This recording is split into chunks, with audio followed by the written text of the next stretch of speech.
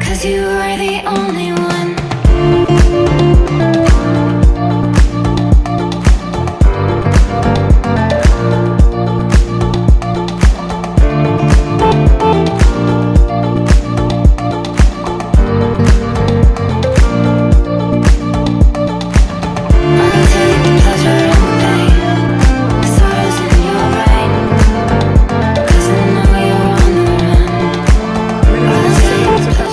Bonsoir, bienvenue sur votre télévision Ndam TV.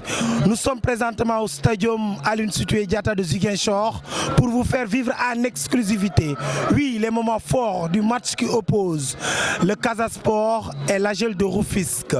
Ce match étant attendu les demi-finales du championnat du Sénégal qui vont se jouer dans quelques minutes, Inch'Allah. Mais avant cela, nous allons vous faire vivre en tout cas le point de vue de ceux qui sont venus regarder le match.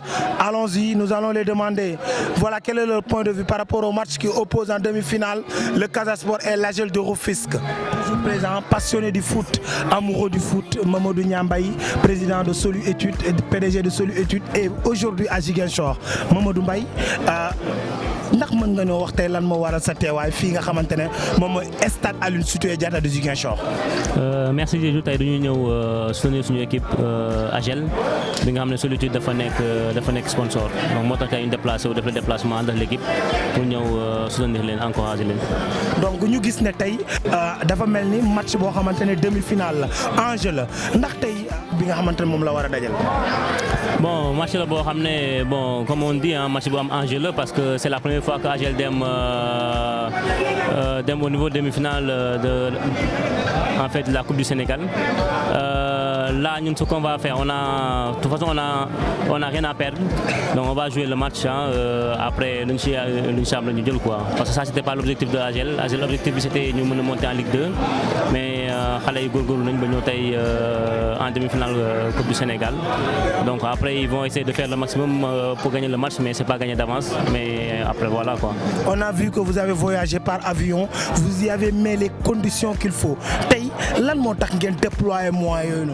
Pas le choix parce que là nous on a joué la semaine dernière donc 3 matchs en 8 jours c'est un peu compliqué. Donc on a joué dimanche contre Zia, c'était un match en déplacement. Donc booy xale yu fekkee dañ naroon ñëw par exemple ñëw ba Ziguinchor déplacé wu en bus xam nañ dafay difficile si ñoom moo tax on s'est sacrifié pour mettre dans de bonnes conditions ñu jël vol pour bu mën a ñëw jouer ce match bi quoi. Qu'est-ce que les Rufisquois peuvent attendre de ce match? Un message venant de vous? En tout cas bon ñu ngi wax Rufisquois yëpp ñu soutenir équipe bi comme ñun ñu koy defee donc voilà. Merci beaucoup. Voilà ñu gis ne da nga ñëw ànd ak sa équipe sa présence lan lay marqué. waaw dama ñëw pour soutenir sama équipe parce que nous avons une match important bi nga xam ne demi-finale Coupe du Sénégal la et je pense que c'est important une équipe comme AGEL atteindre ces phases là donc on est là pour les pousser à atteindre la finale.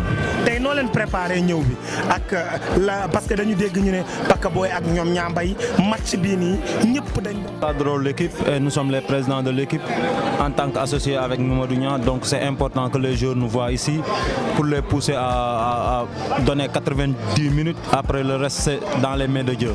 D'accord tey noo leen préparé seen ñëw bi ndax mën nga ñu ñëwaat ci li nga xamante ne moom mooy les moyens que vous avez déployés tey jii ak état d'esprit équipe bi parce que ñoo ngi mënaan joueurs yaa ngi dugg. Oui, c'est important parce que ils ont enchaîné des matchs, ils ont joué contre GIA, chaque semaine ils jouent 3 matchs et je pense que c'est normal qu'on les mette dans de bonnes conditions et on l'a fait avec le cœur ouvert donc c'est notre devoir de le faire. D'accord tey ban message ngay wax Rufisquois yi. waaw ñu soutenir AGEL rek inch'Allah yàlla def ndam. kon mën nañ xaar ndam comme Ndam TV ñu daal di ànd ak ndam li dem fi nga xamante ne moom mooy. inch'Allah su ko yàlla dogalee.